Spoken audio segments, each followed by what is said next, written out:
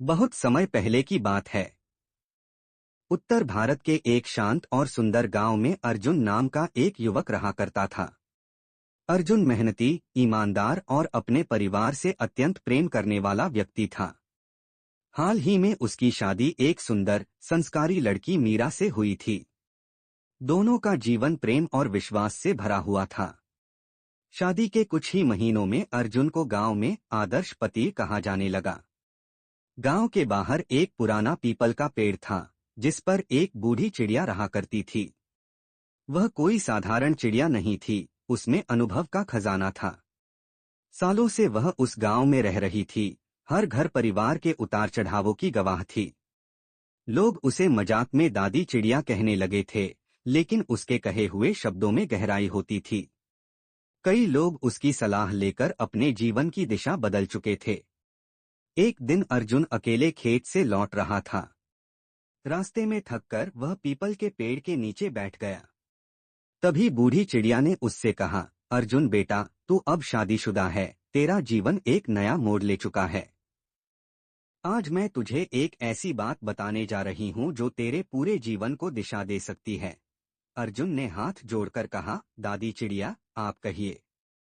मैं ध्यान से सुन रहा हूँ, चिड़िया ने धीरे धीरे गंभीर स्वर में कहा, बेटा, चाहे कितने ही सगे क्यों न हो, 3 तरह के लोगों के साथ कभी भी अपनी पत्नी को अकेला मत छोड़ना। अर्जुन चौंक गया। कौन लोग? माँ बूढ़ी चिड़िया बोली, एक बहुत करीबी मित्र, तेरा बचपन का दोस्त भी क्यों न हो, जो तेरे हर सुख दुख का साथी रहा हो। कभी भी यह मत सोच कि वह तेरे जैसे ही तेरी पत्नी की इज्जत करेगा। दोस्ती और शराफत के बीच एक पतली रेखा होती है, और कभी कभी परिस्थिति, समय और अकेलापन उसे पार करवा देते हैं।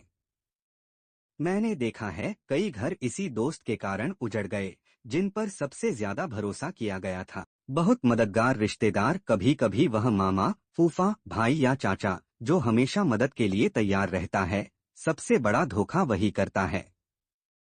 वह तेरे घर आता है, तेरी पत्नी को बहन कहता है, लेकिन अगर मौका मिले और पत्नी अकेली हो तो उसका असली चेहरा सामने आ सकता है। मैं वर्षों से देख रही हूँ, रिश्तों की चादर में छिपे कई भेड़िए सिर्फ समय का इंतजार करते हैं। 3, वह जो हर वक्त तुम्हारी प्रशंसा करता हो, और तीसरा, वह जो तेरी हर बात पर वाह वाह करता है, जो तेरी हर योजना में शामिल होता है, जो तुझे तेरे ही आईने में देवता दिखाता है, वह अक्सर सबसे चालाक होता है।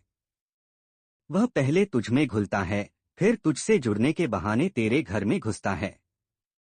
जब तू अपनी आंखें मूंद लेता है, वह तब तेरी आंखों के सामने सब कुछ ले जाता है, यहाँ तक कि तेरा विश्वास और सम्मान भी। अर्जुन कुछ क्षणों तक चुप रहा। वह सोच में पड़ गया। इतने वर्षों से वह जिन लोगों को अपना समझता था, क्या वाकई वे कभी खतरा बन सकते हैं? बूढ़ी चिड़िया ने उसकी सोच को भांपते हुए कहा, बेटा, सब बुरे नहीं होते, लेकिन हर रिश्ता परखने लायक होता है। पत्नी तेरी जीवन संगिनी है। वह फूल है और तुझे उसकी रक्षा करनी है। फूल को जब भी दिखावे की धूप या धोखे की बारिश लगे, तो तू ही उसका छाव बन। अर्जुन ने सिर झुकाकर वादा किया, माँ, मैं आपकी सीख कभी नहीं भूलूंगा। समय बीता। अर्जुन ने चिड़िया की बात को अपने जीवन में उतारा। जब भी कोई मित्र घर आता, वह सतर्क रहता। किसी रिश्तेदार की सहायता के बाद भी वह दूरी बनाए रखता।